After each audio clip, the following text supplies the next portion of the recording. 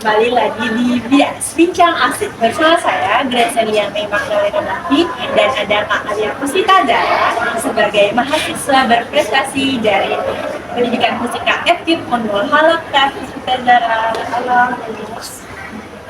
Gimana nih kabarnya Kak? Alhamdulillah baik. Kalau Grace sendiri Baik juga Kak. Oh iya Kak Alia lagi sibuk apa nih Kak? saya akhir-akhir ini lagi sibuk menyusun skripsi karena semester akhir ya. Ya, oke Kak, ini kan kakak kemarin itu jadi delegasi Unmul ya yang ikut aksi teacher. Nah, selain itu juga kakak itu termasuk komunikasi lah buat kami, apalagi kami sebagai mahasiswa juga di pendidikan fisika. Nah, jadi kami juga pengen tahu nih Kak, kakak apa sih gimana sih pengalaman kakak selama ikut si teacher dan apa sih pengalaman yang paling berkesan pas kakak ikut si teacher? Kasih ya Grace pertanyaannya. Jadi saya itu kenapa bisa ikut teacher? Sebenarnya saya nggak ikut seleksi. Itu saya pilih sama perusahaan gitu dan dipakai untuk bergabung menjadi delegasi. Terus apa sih pengalamannya? Sebenarnya sejujurnya saya ini kalau dibilang bersaing saya itu bagus kok enggak. Jadi saya itu sebenarnya kurang pede sama anak sini sebenarnya. Jadi saya ini sempat bilang ke ibu, saya ini kayaknya nggak bisa deh, nggak pede insecure lah dengan. Karena kalau misalnya kita di sini ya, kalau misalnya mau belajar bahasa Inggris atau mau mencoba ngomong bahasa Inggris itu pasti takut salah gitu. Langsung dijat sih Iya, atau langsung dibaikin lah grammarnya kan malu ya. Gitu. Sebenarnya saya itu kayak dulu waktu SMA, saya selalu kalau ditanya pelajaran apa yang paling suka, saya pasti jawabnya bahasa Inggris.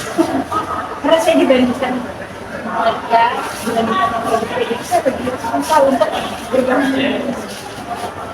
Ibu pun bilang sebenarnya yang diperlukan itu orang yang jago banget, tapi orang yang baik terus dari situ saya berusaha nih cari teman yang pernah studi di luar negeri. Jadi saya pilih teman saya tanya gimana cara bisa bahasa Inggris, gimana cara beradaptasi di luar negeri.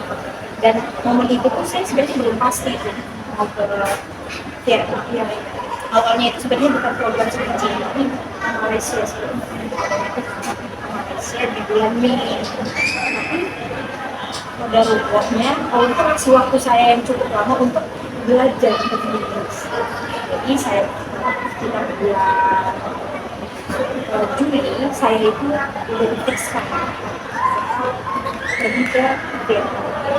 Menurut setahun ya ada 2 pilihan, Vietnam sama Filipina. Kebetulan yang berangkat duluan ini ke Vietnam. Terus ibu kan nanya, ini gimana kalau misalnya ke Vietnam? Saya ini kaget dong ya.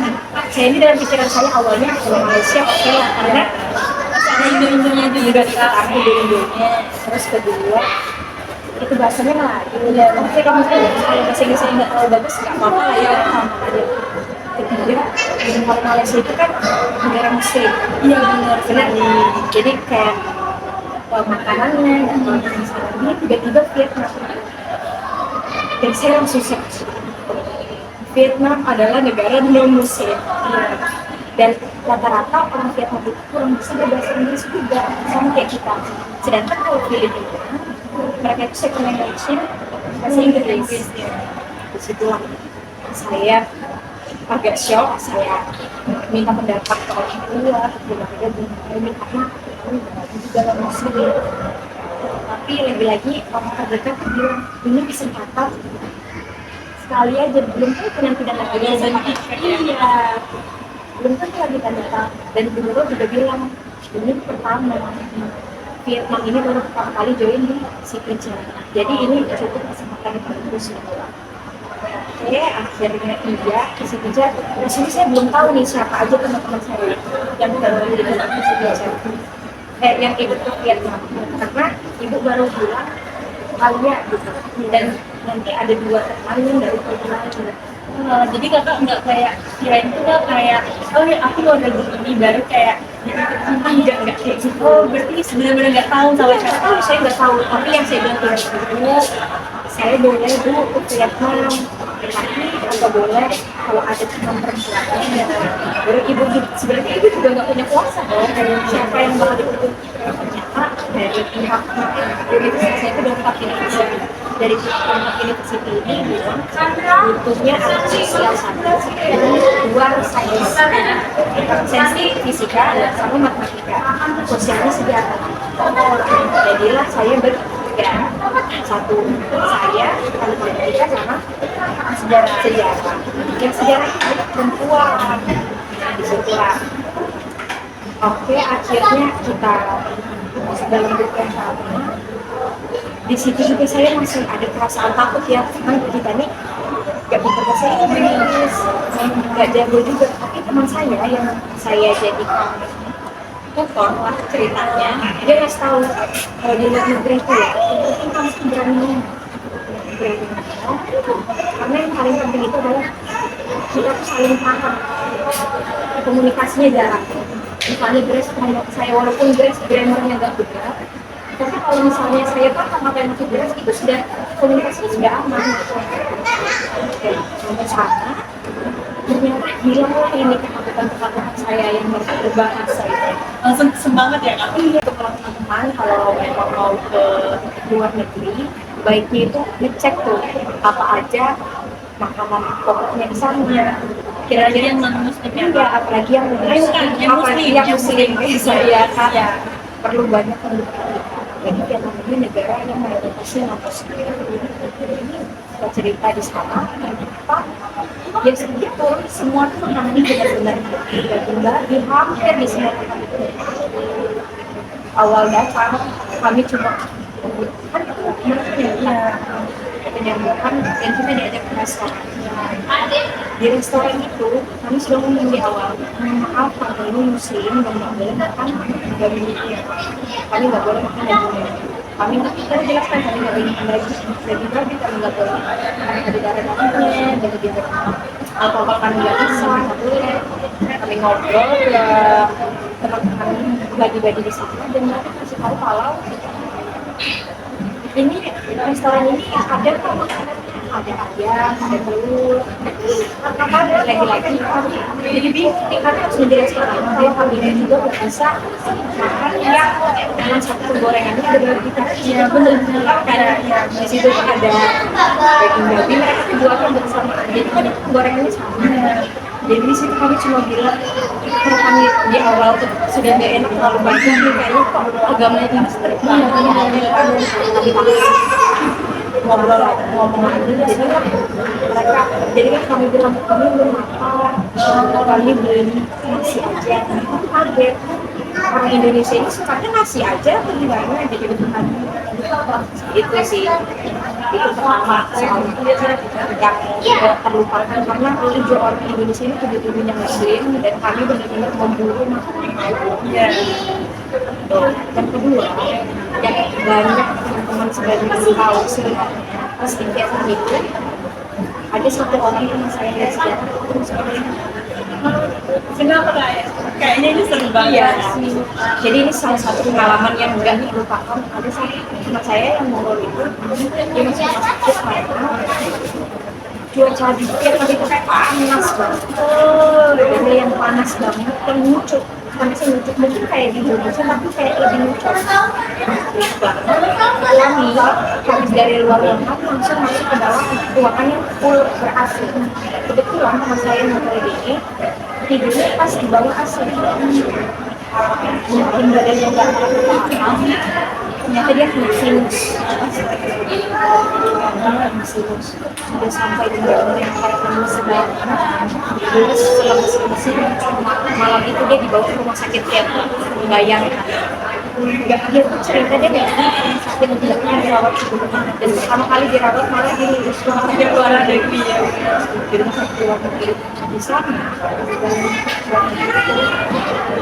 karena kita nih seperti bahasa syukurnya orang Vietnam itu benar-benar sebaik itu mungkin karena kita biasa sama biasa memaklumi ya. Iya, mereka benar-benar baik banget. Itu tuh sebenarnya saya namanya Tia itu sakit waktu kami waktu itu kan liburan ibaratnya 17-annya kakak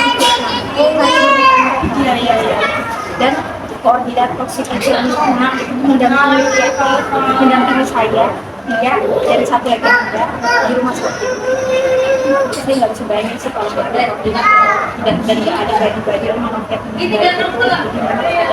Jadi dia di sana tuh dirawat 3 hari dan ini belum pernah kami belum pernah ceritakan di sosial atau selama kegiatan ya kayak apa ya kalau orang-orang di Indonesia mikirnya itu pembunuhan Ya apalagi apalagi orang Indonesia kayak cepat mengambil keputusan ya kak, yang nggak nanti mereka mengambil kesimpulan macam apa padahal apa yang tidak mampu itu juga yang kami di situ dia langsung benar-benar IS karena kita nggak tahu bahasa ya dan kita langsung di ISG, CT scan benar-benar yang kayak cek semuanya semua terkaget-kaget ternyata rumah sakit yang kami datangi itu rumah sakit swasta yang nggak bisa asuransi. Nah ini juga poin untuk teman-teman yang perlu banget memperhatikan asuransi. Jadi sebelum berangkat ini konsep asuransi cek banget. Asuransi karena kadang kita tuh mengaku supaya tidak negosiasi ada ya benar. ada nggak tahu kita siapa yang nyangka Apalagi teman kakak yang nggak pernah ya masuk rumah sakit tiba-tiba masuk jadi itu sih pengalaman jadi 3 hari di sana benar-benar 34 hari karena merawat orang sakit di rumah sakit luar negeri dan yang ketiga kan yang tentunya kasih bicara ini adalah program pengajar pastinya mengajar anak-anak di luar negeri lainnya yang mungkin membuat berkesan banget karena apalagi saya bisa praktek mengajar anak-anak untuk orang Indonesia saya mulai sendiri dan di dalam kelas itu mereka nggak sampai 20 orang nggak sampai 20 orang di kelas itu bagus banget berarti nggak sampai 20 orang tapi apa nggak kondusif nggak kondusif banget dan saya nggak dan kalau mau tahu satu jam pelajaran mereka itu 40 menit aja lebih belajar lebih istirahat 40 menit istirahat kalau kita kan kayak satu misalnya belajar fisika 2 jam kalau mereka 40 menit aja dan bener-bener saya nggak ada melihat sama sekali anak-anak yang jenuh atau tidur nggak ada melihat yang ngobrol sama karena pertama sesuatu sedikit dan kedua mereka itu jamnya untuk fokus gitu nggak ada sempat untuk tidur dan karena lebih fokus aja jadi kan aku bilang ya kalau misalnya siswanya cuma sedikit itu tuh emang dibatasi cuma dibatasi gitu kalau memang kayak 9 kelas tuh harus segini aja kayak misalnya di kelas layanannya ini kelas itu ada 100 orang lah kayak di Indonesia mungkin 20 orang semua kelas kayak gitu lah nah mungkin itu tuh kayak cuma dibatasi ya kelas ini hanya 30 ya tahu nggak gimana ya mereka memang mungkin itu masalah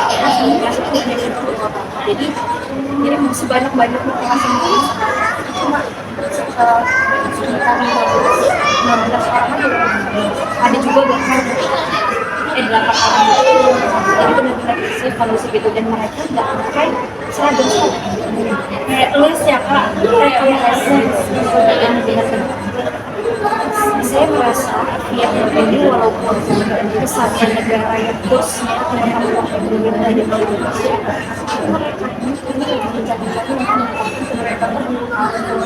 saya di universitas saya karena mahasiswa yang belajar sampai malam di perpustakaan dan mereka itu tugasnya nggak boleh saling gitu harus boleh jadi mereka tuh langsung banyak di perpustakaan nyari referensinya harus dari buku nggak boleh dari Google kalau kita kan boleh cek gitu ya apalagi terjadinya lagi share iya kalau mereka tuh nggak boleh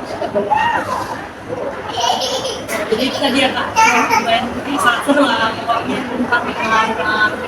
Nah terus mau tanya lagi nih ke operasi teachernya. Terus dari kakak sendiri gimana sih kayak kak nanganin kayak kak di sana pasti kan kayak fun-fun aja lah, pasti banyak tantangannya. Mau itu dari bahasa kan udah kak jelasin tadi. Nah kayak misalnya dalam mengajar nih kak, ngajar sama anak-anaknya tuh kakak itu udah tantangannya kakak alami saat itu apa dan cara kakak mengatasinya itu gimana? Tentunya karena kita mengajar di negara sendiri itu pasti ada sedikit kan dia sekolah segala macam. Kebetulan saya itu ngajarnya di sekolah sekolah. Jadi kalau tiap SMP nya dari kelas 6 sampai kelas 9. Jadi 6, 7, 8, 9. Kebetulan saya 4 kali ngajarin kelas 6, kelas 7, kelas 8, kelas 9. Benar-benar 4 kelas itu saya ajari. Dan gimana sebenarnya awalnya pasti deg-degan banget jadi saya naik sama basic saya salah Terus takut kan anak-anak sekolah di sini kan kadang minum kayak jahilin kan? iya ini takut psikolog pun apa gitu ya kalau di Indonesia. Jadi sebelum saya ngajar ini ngajak namanya lesson RPP atau di sini Indonesia RPP-nya itu harus dikonsultasikan dengan supervisor. Jadi saya perlu supervisor atau guru kampanye. Jadi saya konsultasi dulu setelah di ACC baru saya bawa ngajar. Terus kenapa saya pada akhirnya bisa percaya diri? Karena saya merasa saya sudah menguasai materi. Jadi saya benar-benar sebelum sebenarnya ini tugas kita semua sebelum kita berangkat. Saya sebelum berangkat saya benar-benar sudah merangkum gitu. Saya berusaha memahami materi-materi fisika. Apalagi ini SMP, jadi insya Allah tidak terlalu sesulit kalau belajar SMA. Ya, karena kan masih dasar-dasar. Ya, saya yang pertama belajar di komunikasi. Jadi berusaha untuk pernah. Dan saya sebelum saya ngajar itu saya datang ibu saya beberapa hari sebelum ngajar saya tetap dan bilang saya nggak bisa, saya takut aku nggak apa-apa. Apalagi fisika itu susah Iya, apalagi kayak harus mengasih tahu mereka kalau fisika ini kan sangat sulit ya kak. susah banget. Fisika itu sudah image semua orang fisika itu pasti susah ya. Ini fisika susah ditambah 14 Inggris. Tambahnya nggak sih? Saya sudah ngomong soal mindset saya. Physics is hard, and it's combined with English. Gitu. Jadi kayak bener-bener double kill gitu. Kalau Ya bener kalau anak-anak gitu. Dan tadi mereka bilang susah kayak gitu sih. Iya.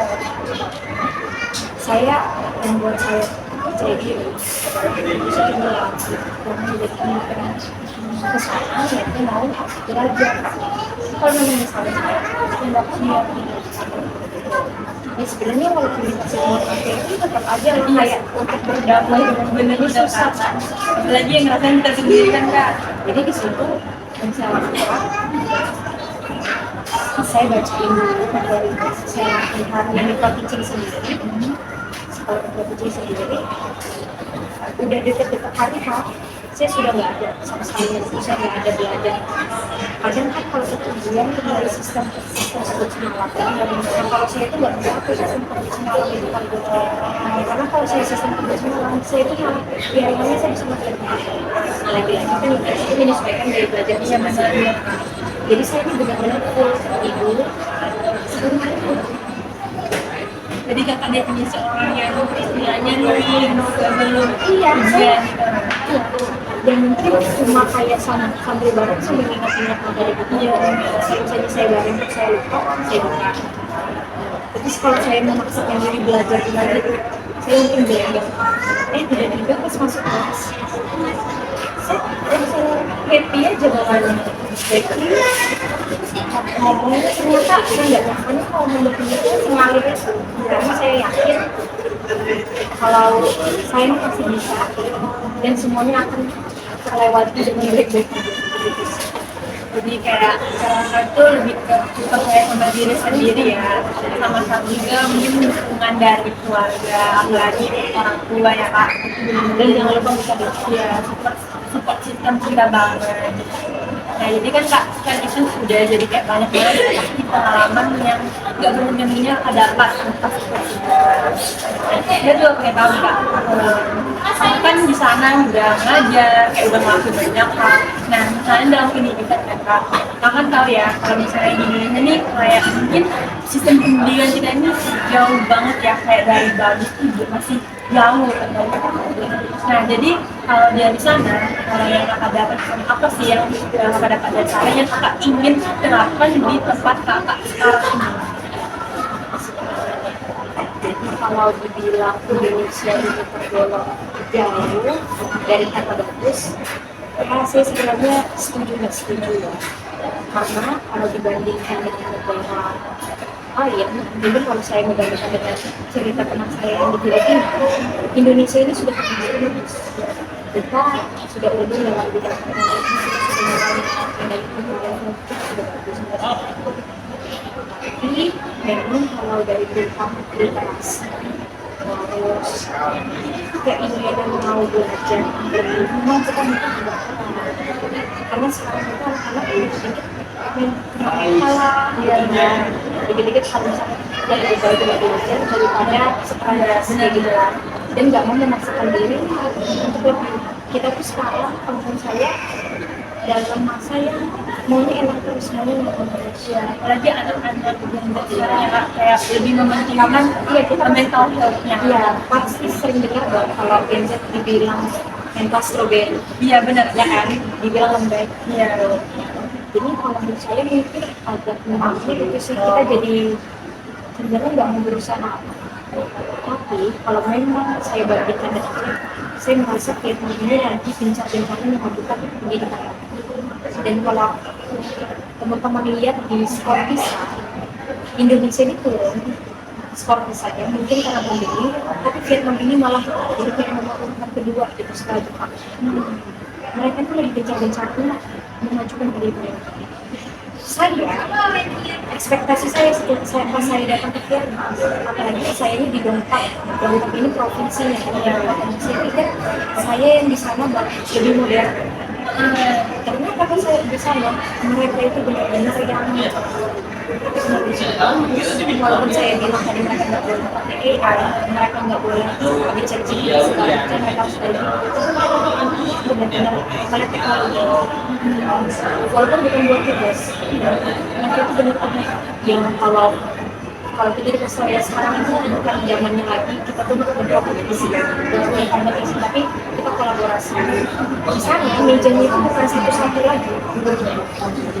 Duduk anak-anak itu bukan satu-satu lagi, mereka berkelompok.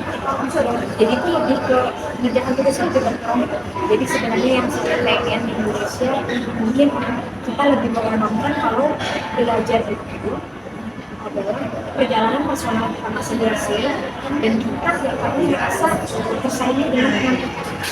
Karena itu yang membebani itu adalah kita tuh merasa ingin lebih baik daripada orang lain. Sedangkan kalau di Vietnam itu mereka tuh sudah berkelompok, jadi mereka tuh lebih mengutamakan kerjasama dibandingkan persaingan. Itu bagusnya. Jadi ya mereka itu ujiannya juga ini sih kontra ya. Sebenarnya kalau di Indonesia ini cukup berat diterapkan di karena gurunya cuma satu, tapi ngajarnya banyak kelas. Kalau di Vietnam wajar mereka menerapkan itu karena mereka sedikit mereka di sana itu benar-benar dan soal ini sangat berislam. Jadi menurut saya mereka kayak berusaha apa ya meningkatkan kemampuan berpikir kritis di sana. Itu sih. Semuanya kayak menarik mereka, jadi membuat kita pasti teman-teman di sana juga termotivasi sama pengalaman kakak yang sangat luar biasa ini. Lagi saya juga sendiri kayak lihat story kakak, kayak perjalanan kakak itu kayak sangat menyenangkan banget dan memotivasi dan kayak bersyukur banget kayak bisa masuk media juga kalau bertemu sama orang-orang yang sangat itu.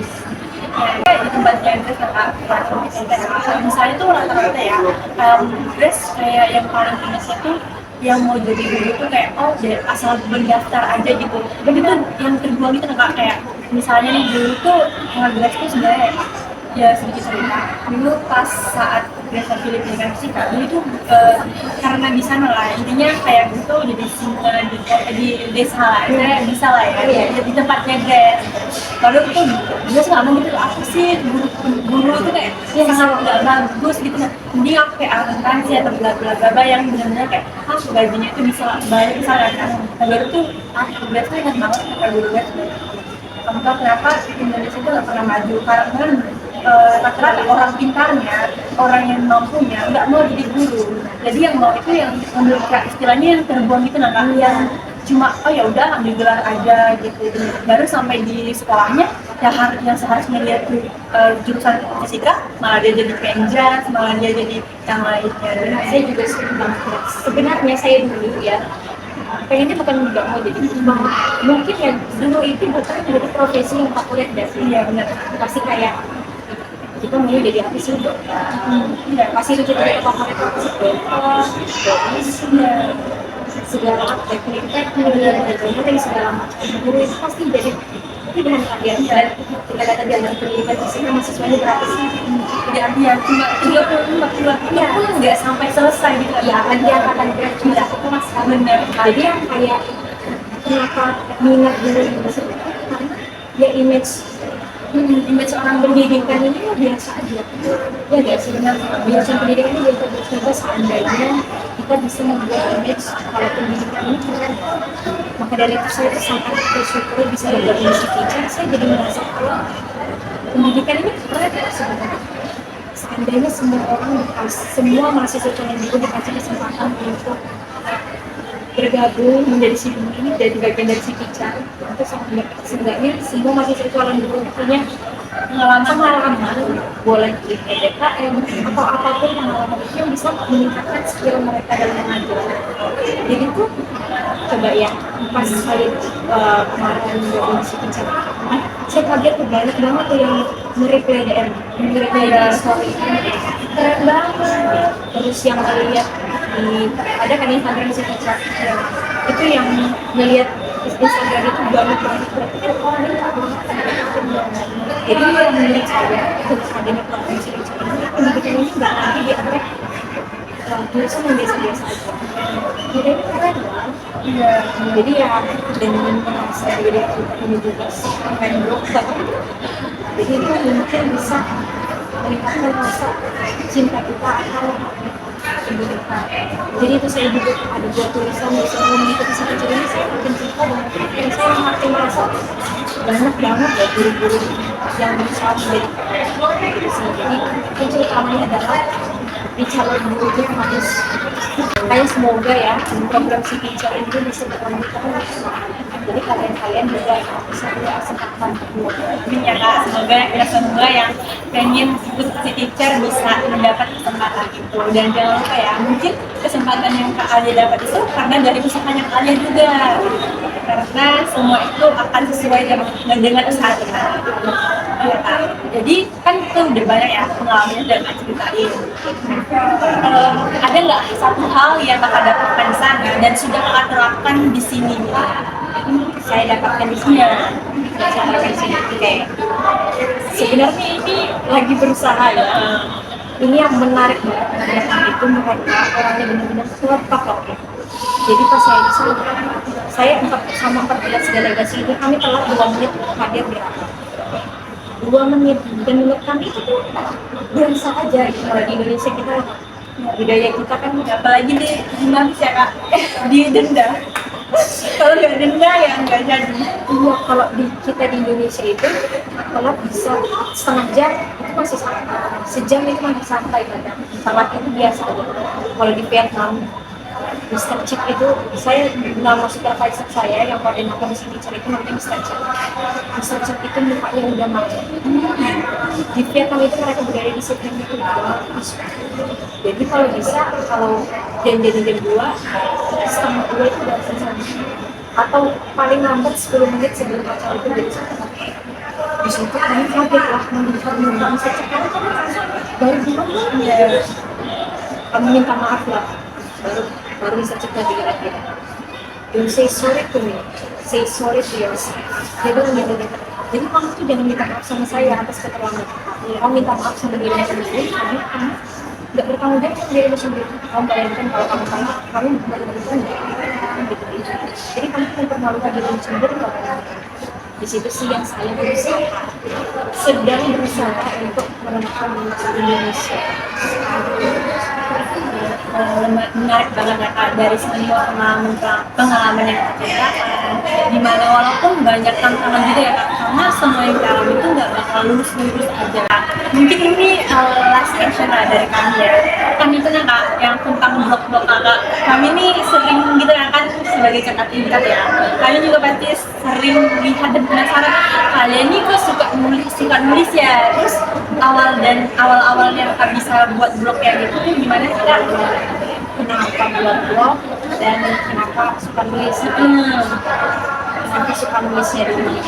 Saya ini suka banget baca. Saya suka baca, tapi saya suka baca itu bukan buku novel. Saya suka baca dari saya SD itu saya suka baca. Terus karena saya suka baca, saya suka menulis. Awalnya itu saya suka nulis diary. Jadi tuh dari SD, SMP saya ada buku-buku yang khusus sendiri. Hari ini apa, bahkan saya buku saya buat sendiri ke tanggal-tanggal. Dan saya contek-contek sendiri. Saya suka banget membuat buku kayak gitu. Saya suka nulis, terus saya apa yang saya dapatkan dari nulis itu suka. Kenapa nulis buku? Awalnya saya malu untuk men-share kegiatan saya sama Pak. Saya tuh takut kalau misalnya ada orang lain pokoknya takutlah sama penilaian yang lain. Terus kenapa saya akhirnya memberanikan diri menulis itu di tahun 2020 pas COVID. Di situ saya sudah mulai merasa kayaknya bagus nih kalau menulis dibuat terus dibaca. Jadi tulisan-tulisan saya selama ini bukan saya aja yang tapi bisa lihat orang kali-kali aja ada orang yang merasakan dan merasa luar terus bermanfaat gitu. Jadi dari tahun 2020 itu pelan-pelan saya belajar untuk menulis publik. Awalnya itu bertahap nulis sendiri, baru nggak lama saya ada close friend di Instagram, saya nulis terus kok reply teman-teman. Ini kan close friend-nya teman-teman SD saya. Teman-teman tuh pada senang gitu baca tulisan saya. Ya sama baca tulisan. Wah, dibilang kayak itu kan udah senang nulis ya. Yang awalnya di close friend udah lama ya berusaha lagi tulis dan setiap saya merasakan ada sesuatu yang saya tulis kira-kira mungkin bisa dilihat saya juga tulis juga sekaligus personal branding ya, kalau mau menunjukkan aja kalau saya ini suka menulis dan saya bisa menulis ya. Banget sih Kak, ya benar sih kalau yang Kakak bilang tadi, karena sebagai kita juga kan sebagai penonton setia ya story Kakak ya, terus teman-teman yang lain juga pasti sama kayak pas lihat ih keren banget ya kalian, kapan ya bisa kayak Kakak kayak gitu, kayak yang penting tuh selalu bersyukur ya kalau misalnya kita kan nggak harus kita yang sukses gitu, tapi kalau kita lihat orang yang bisa kita sukses baru kita kayak termotivasi sih kan bilang yang awalnya saya mikir aku takut nanti ada yang kalau saya takut kalau misalnya gimana penilaian orang Pikir kamer atau terlalu baik tadi saya ganti penilaian jadi siapa tahu ada yang sedang merasakan sedih yang saya tulis, terus pas saya tulis tuh habis itu saya kan di akhir blog saya pasti ada apa yang saya rasakan, gimana cara saya menulis saya itu suka ada yang ada yang merasa teman saat membaca itu sih jadi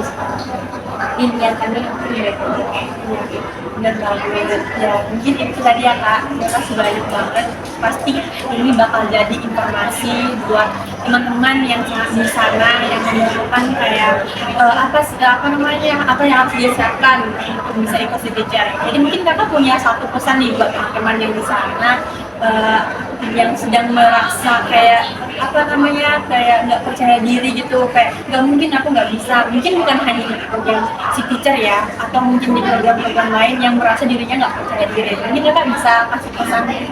Kalau di kasih pesan, kalau sepengalaman saya selalu berusaha merasa bahwa apapun yang saya harapkan, kalau itu memang ditakdirkan untuk saya, pasti saya akan mendapatkan itu. Tapi kalau misalnya saya punya keinginan, terus ternyata saya nggak dapat keinginan itu tandanya Allah itu, Tuhan saya itu sedang menyiapkan hal baik berlalu.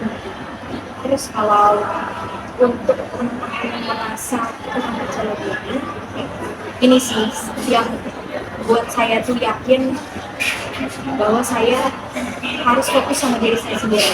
Jadi saya punya dapat tulisan gitu, kamu bukan pusat semesta.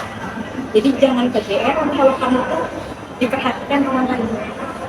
Kalau kita bilang siapa orang yang paling percaya diri, itu adalah orang yang nggak percaya diri yang sebenarnya. Kenapa? Karena dia merasa orang lain itu lagi ngeliatin dia. Berarti dia terlalu percaya diri. Iya dong, bener-bener kan? Ya kan? Jadi ya gitu aja lah. Sekarang fokusnya adalah perjalanan itu atau proses pembelajaran itu masing-masing itu milik kita sendiri. Jadi nggak usah ngeliat ini. Boleh sekali-kali. Kita tuh harus, kalau saya bilang, kita itu harus berusaha memang mendaki ke gunung, mendaki ke puncak, tapi jangan lupa menikmati pemandangan di sekitar.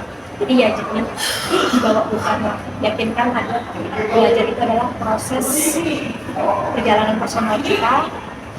Jadi nggak usah merasa orang lain itu memperhatikan kita terlalu, karena ya sebenarnya itu tuh cuma anggapan kita aja, itu sih ya. Banyak ya Kak Alia buat misalnya mungkin teman-teman yang didengarin ya, percaya diri itu penting ya buat kita semua. Sama kalau yang jelas ambil ya dari kakak itu, yang pertama itu selalu dengerin orang tua sama Tuhan ya, dekatkan diri sama Tuhan, karena benar sih yang Kak bilang kalau misalnya sejak apapun kita melangkah, mereka itu yang paling penting ya. Mungkin itu saja ya Kak dari pertanyaan-pertanyaannya. Makasih banyak buat hasilnya, dan mungkin kita bakal kembali lagi mungkin di lain waktu yang bakal menceritakan hal-hal yang lebih menarik lagi. Jadi di sini saya Gracelia memang dari Davi dan Kak Alia Puspita Negara. Dadah.